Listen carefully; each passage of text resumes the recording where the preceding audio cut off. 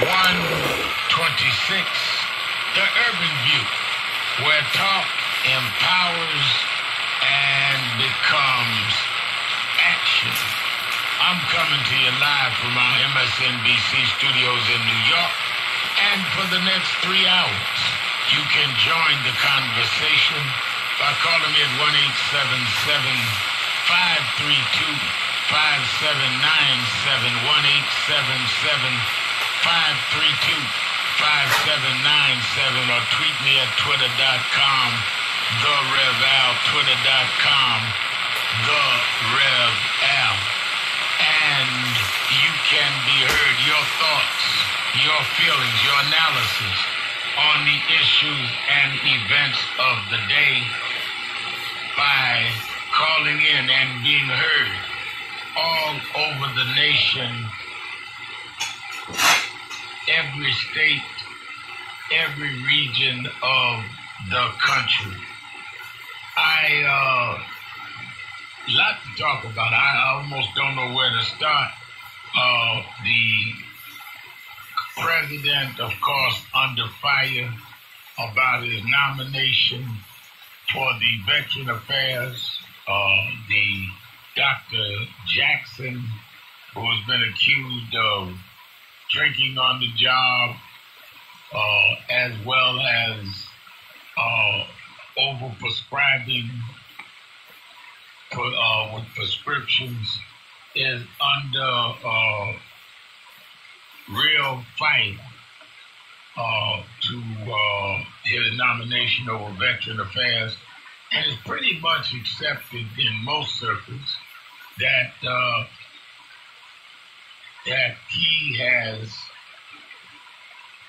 basically been nominated because of his flattering the president, saying that the president could live to be 200 if he had a better diet, but he's that healthy, that stern and strong. He's also said the president was 237 pounds, which he clearly looks like he's more than that. At the same time, the oral arguments are going in the Supreme Court on the travel ban, and there's a lot of Islamophobia in this travel ban proposal.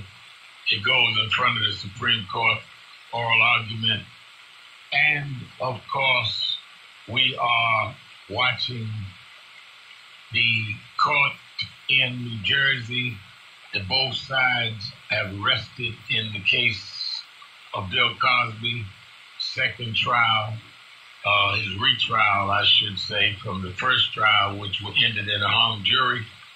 And the jury will probably, I think, is going out today or has gone out, and a lot of attention will be on the verdict or whether they get another hung jury in the Bill Cosby case. We've not talked a lot about that, your views on that. And, of course, the big news last night is Meek Mill was released from jail after doing 5 months in jail on parole violation for riding on a bike, a wheelie, which they said was breaking his probation. And the judge, a black female judge, saying he got 2 to 4 years. And it came out in the middle of him doing this that the policeman in the original case had in fact been proven to have tampered with some other cases, which by any stretch would overturn the convictions that he was a principal evidence party to. And the local district attorney said Meek Mill should be given a new trial, which means that the trial he was convicted of that put him on parole in the first place, he should not have been on parole, possibly because the evidence against him was tainted because of this policeman. And the judge still wouldn't release him. But yesterday, the Pennsylvania Supreme Court released. Many of us that stood up on this said this is an outrage that he would have been held anyway. I visited him in jail, went back and did a rally with his mother at the University of Pennsylvania with others, and I hasten to warn everybody that the Meek Mill case is representative of the need to overhaul the whole parole system. It is stacked against people of color. It gives too much power to the judges to just operate as this judge did, in my opinion, and to celebrate Meek coming home, which I do, which is why I went and saw him and stood for him even when some did not want me to. But if we just celebrate and don't deal with that there are tens of thousands of people, particularly young black men, under the same circumstance, then we miss the point.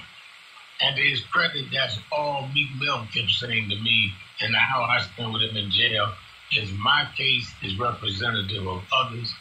And when I get out of here, I'm committing myself to fighting to change the parole system and the probation system, because it is stacked against us. And he said that over and over again, even in public statements where he's been given the opportunity to do phone interviews from jail. And I believe he's going to do it. But I believe we all must do it. That is why it is important that we are engaged. We had one of Meek Mill's lawyers at the National Action Network convention last week. We dealt with this in our criminal justice workshop. And I think that these are also the reasons why I emphasize voting, because these parole boards and the legislators, statewide and nationally, that can change this system are people that are elected. And we ought to be challenging those running on how are you going to transform the parole system. How are you going to change the probation system? Forever now, how are they going to do that? Because it was elected officials that set it up in the first place. How do you think we have the laws that we have? It was done by lawmakers, which is why we've got to put the right people in with the right sensitivity and the right information. So I think that it is imperative that we all are involved. Let me also say that we're going to obviously be discussing issues around the questions of what is going on with the whole president being selective in what he raises to public attention. This is something that I'm going to deal with also on the television show Sunday. Don't forget, watch Politics Nation with Al Sharpton, Sunday morning, 8 a.m. Eastern Time on MSNBC. President Trump, who tweets about everything, whether it is large or small, and had comments about the van in Toronto, but hasn't opened his mouth about this black man unarmed who tackled and stopped this terrorist who killed 4 people of color in the Waffle House in Nashville. Not a word from the president. This man being called a hero. Not a tweet, not a phone call, not even a passing reference. Why? Is it because it's a black man tackling a white man? Is it because it disproves that the only way to stop someone with a gun is with a gun, and he did it without one? It is very interesting. He has not weighed in on this. And he weighs in on everything. and commented on the van in Toronto. Last time I checked, he's the president of the United States where Nashville is located, not the president of Canada. Now, I'm not at all, in any sense, minimizing the gravity and the outrageous attack on innocent people in Toronto.